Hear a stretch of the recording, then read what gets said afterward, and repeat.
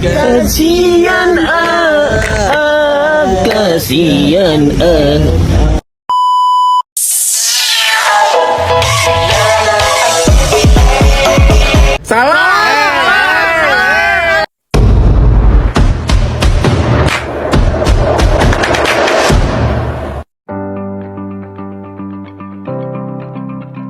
Nah, teman-teman, saat ini kami kelompok 4 akan melaporkan hasil penelitian kami mengenai Waruga Lotak Pineleng dan Padias Kimuwu Warembungan.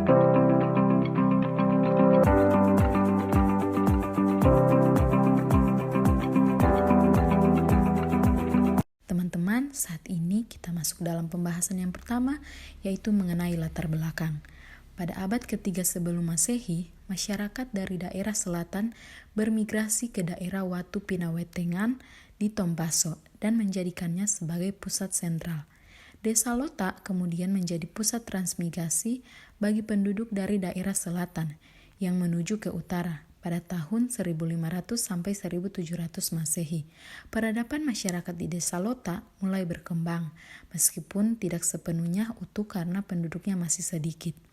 Tanah Minahasa kemudian diperkenalkan kepada pihak luar, terutama Spanyol Portugis pada tahun 1644 yang memicu peperangan dengan masyarakat Minahasa. Peperangan ini berhenti setelah campur tangan seorang misionaris bernama Blas Palomino dan pemimpin suku Minahasa, Opo Wongkarsajo. Pusat pemerintahan yang awalnya berada di Lotak kemudian dipindahkan ke Kakaskasen karena peperangan antara suku Minahasa Tombulu dan suku Minahasa Rantik pada tahun 1740 sampai 1760. Sejak tahun 1760 pusat pemerintahan berlokasi di Lotak.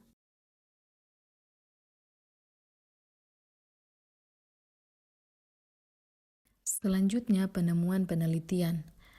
Nah, teman-teman bisa lihat gambar di samping ini merupakan gambar Waruga. Waruga merupakan situs megalitikum makam leluhur orang Minahasa zaman dulu.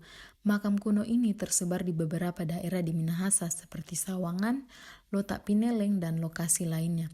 Situs budaya Waruga Lotak berada di Desa Lotak, Kecamatan Pineleng, Minahasa, Sulawesi Utara. Yang menarik dari tradisi Waruga adalah cara memakamkan jenazah yang tidak lazim, yaitu jasad dalam Waruga diringkuk dengan kaki dilipat, mirip bayi dalam kandungan. Filosofinya, posisi manusia saat akan dilahirkan sama dengan pada saat meninggal dunia. Meski demikian, tak semua leluhur masyarakat Minahasa dikuburkan dalam Waruga. Hanya tokoh-tokoh berpengaruh dan dinilai memiliki posisi penting yang dikuburkan dengan cara seperti itu. Itulah sebabnya Waruga tak banyak dijumpai di setiap daerah di tanah Minahasa. Nah, teman-teman, masing-masing ukuran Waruga ini berbeda-beda.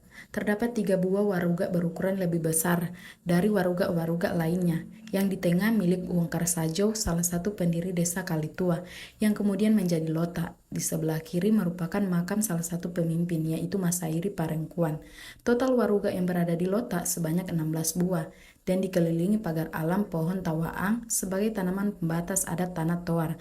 Lumi Muut, sebutan lain tanah Minahasa.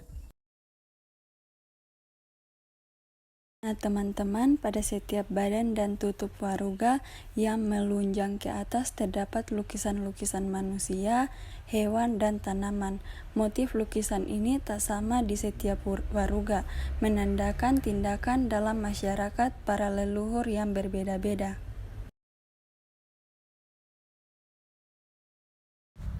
Di bagian belakang terdapat batu penanian yang menandakan berdirinya sebuah wanua atau kampung.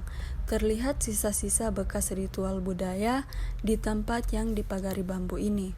Bentuk batu penanian pipi dan tertancap dalam tanah seperti batu marengke. Batu pipi tertancap dalam tanah yang disebut batu marengke sebagai tempat melakukan ritual tarian kemenangan pada waktu perang dan panen. Marengke atau marengke-rengke dalam bahasa Indonesia berarti bertati-tati, gaya orang-orang tua dulu pada saat menari, ya seperti itu.